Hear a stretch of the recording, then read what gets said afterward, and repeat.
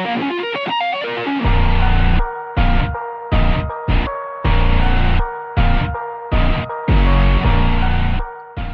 it's me, your boy Blue and I'm back with the Yu-Gi-Oh! Tier analysis video. And today will be on Altergeists and Tindangles. So let's get started. First up, we have Altergeists, and for the pros, they have great monsters. They gain advantage pretty easily. They have access to many floodgates. They are consistent and are fairly versatile. They can swarm and can float. Also, this deck has amazing defensive tactics, especially considering that this is a trap deck. And speaking of the floodgates, basically this deck can basically dodge around so many floodgates. And also I'm saying basically way too much. The only floodgates that actually give this deck problems, I think, is just Goes in Match, and Goes in Match has been limited, so Altergeist players rejoice. But unfortunately they did lose access to Rivalry. For the cons, they can't play through multiple negates. Also, they're not as great going second because this, like I said, this is a trap deck, and going second, especially against subordinate negates, is pretty rough. But luckily, it seems like there aren't as many negates in the game as there were previous to the ban list. So, Altergeist players might actually catch a break this time. For the stats, I give this deck a 3.5 out of 5. For power, for defense, a 3 out of 5. For recovery, a 3 out of 5. Versatility, a 3 out of 5. And for consistency, a 3 out of 5. And I would say that this deck is a tier 2.5 deck. Next, we have Tindangles, and they basically are another Brains deck, and they're basically a flip deck.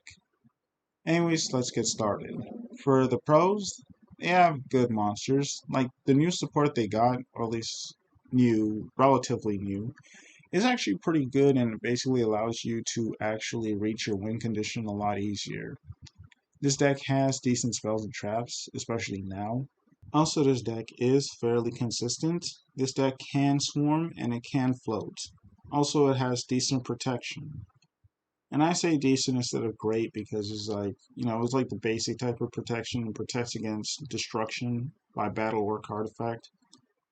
Not so much monster effects. I mean, like, basically Tindangles pretty much need what the Gimmick Puppet field spell has for this deck to actually be even better. I said what I said meant every single solitary syllable. Anyways, for the cons, it's rough going second because obviously negations are going to be this deck's worst nightmare, especially considering that it's supposed to be slow. And yeah, it's better that this deck actually starts off going first. Because if you're going second, you wouldn't really be able to get off most of your Tindangle effects, and your opponent will just body you on a crackback. This deck is slow because it is a flip-based deck, and they lack more Tindangle Link monsters.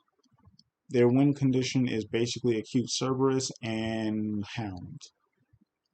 For the stats, I give this deck a 2 out of 5 in power because, let's be real, if you're facing this deck, you don't have to worry about it OTKing you unless you do something very stupid. For defense, I'd give it a 3 out of 5. For recovery, a 2.5 out of 5. Because like I said, if you actually fail to set up a board, or, basically get out enough Tindangle monsters, your opponent can just blow through you pretty easily. For versatility, a 1.5 out of 5 because this deck doesn't really have any spot removals or many ways to deal with most threats your opponent may come at you with. And for consistency, I'd give it a 2.5 out of 5. And overall, I'd say that this deck is a tier 3.5 deck. This deck, you could argue I'm being a little generous with this deck, especially considering, like I mentioned, its win condition is just Acute Cerberus and Hound. I might be wrong about that, but yeah, those are basically its win conditions. And I'm pretty sure that I could even beat Tindangles with my Hazy Flame deck.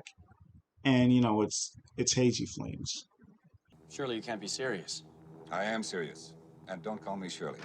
Anyway, seeing what you guys think about Altergeists and Tindangles, and it's been me, your boy Blue.